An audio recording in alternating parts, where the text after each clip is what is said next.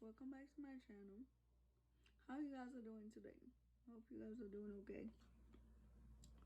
Today I am going to talk about, it's really a sad topic, but I'm going to talk about how I was bullied in high school and everything that happened and how I was able to overcome everything. First, I would like to talk about, the different type of bullies that goes on and that I feel like parents, people in general should know about that goes on in high school, and how I feel like people with disabilities, like me, like myself, how we are like a perfect target for bullies because they pick on people that they know can't fight back. So those are the people that they picked on and choose to use as a target. Like it's almost like we're a perfect victim for them when it gets to bullying. The first one is physical. I feel like that's, I don't want to say common sense, but you guys know like the physical, the kicking, the biting, the hitting. That's physical bullying. And then we have the verbal bullying with the name calling, calling them out their names that I'm not gonna be using here on YouTube. Sometimes they even call you by your disability or, things like that. Social bullying is like when they're spreading rumors, they're telling lies, they're coming up with stories so no one would be your friend. And also there's like cyberbullying where they could be doing all these things, physical, emotional, psychological, online, gossiping online about you, going on your Facebook page, posting things on their page about you. But for me, I didn't experience cyberbullying because back in my time when I was in high school, the internet wasn't as popular as it is today. So cyberbullying was not a thing. But I did experience physical, emotional, verbal, everything else. Well, when I started my freshman year in high school, I started taking classes. Well, previously to that, let me go back a little bit.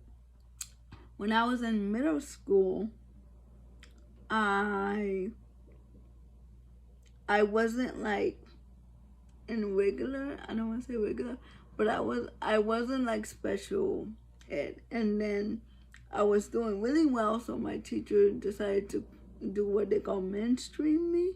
So basically put me in regular classes like everyone else. So once I went to high school, I started going to classes like any other regular student. I had a regular schedule, I had regular courses, I was taking all the classes that anyone else would be taking. That's when I started dealing with the bullying.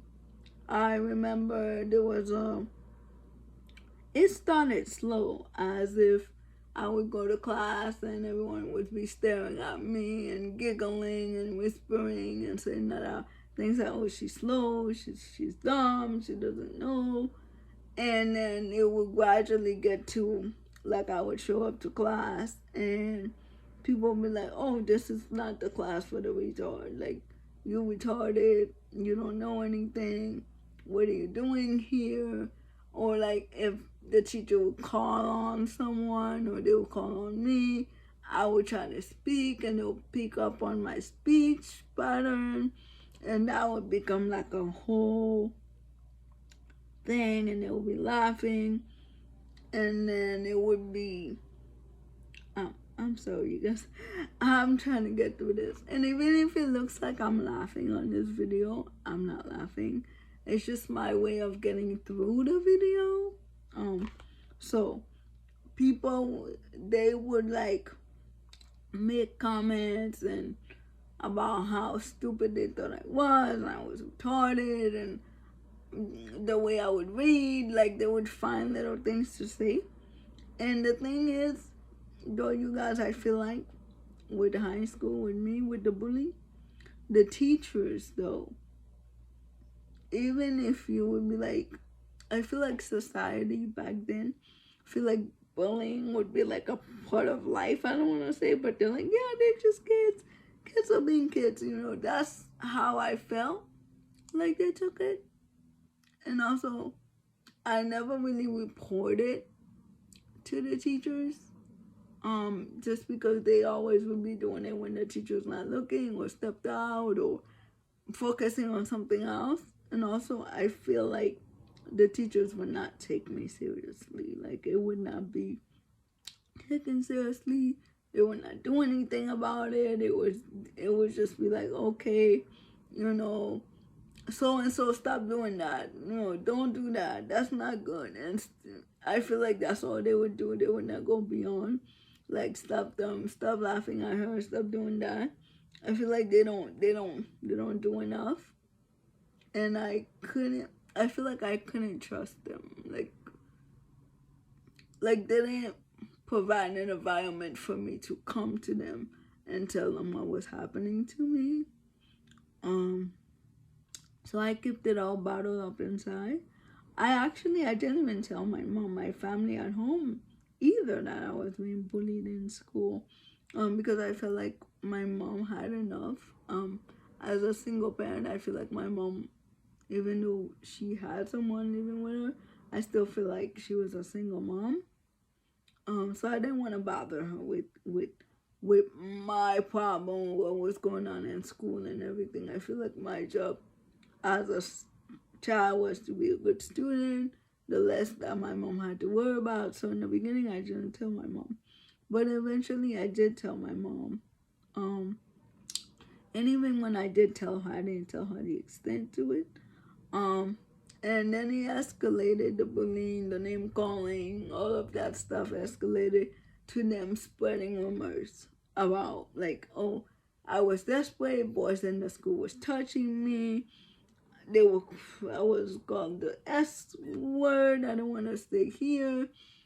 The B, and everybody was like, oh, I'm after this person, I want the man, and it was just a whole bunch of rumors because none of that was happening.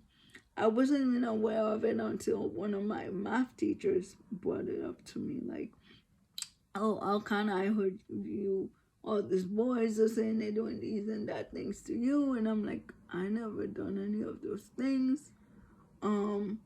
But I never felt like she'd take it further or made a report or tell anyone about it.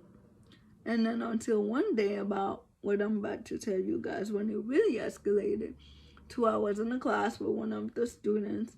About this time, it was my sophomore year. We were doing an assignment, and it was an English course. I can remember the day like it was yesterday.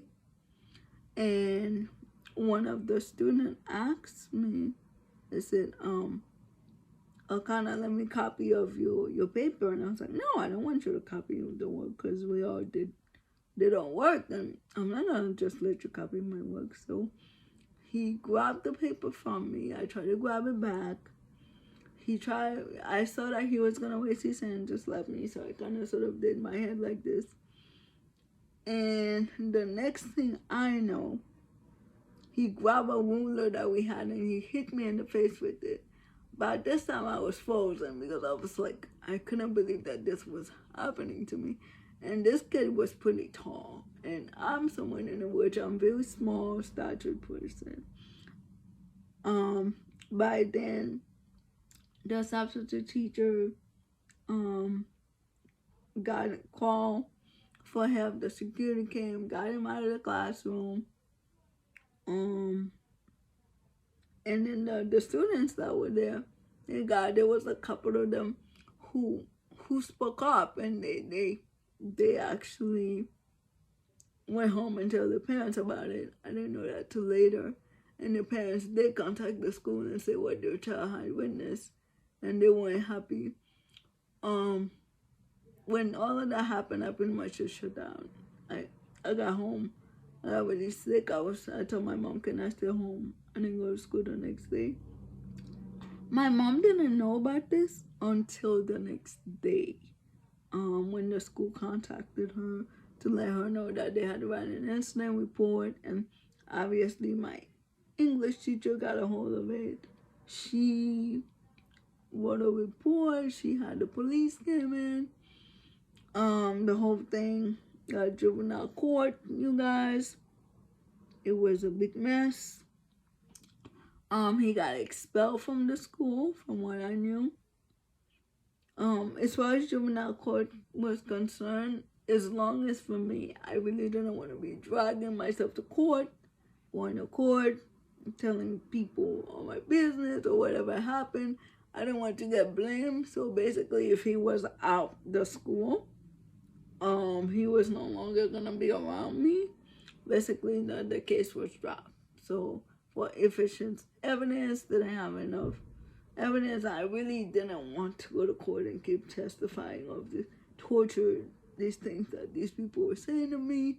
So I decided as long as he was in the school, he was expelled. I wasn't nowhere near him.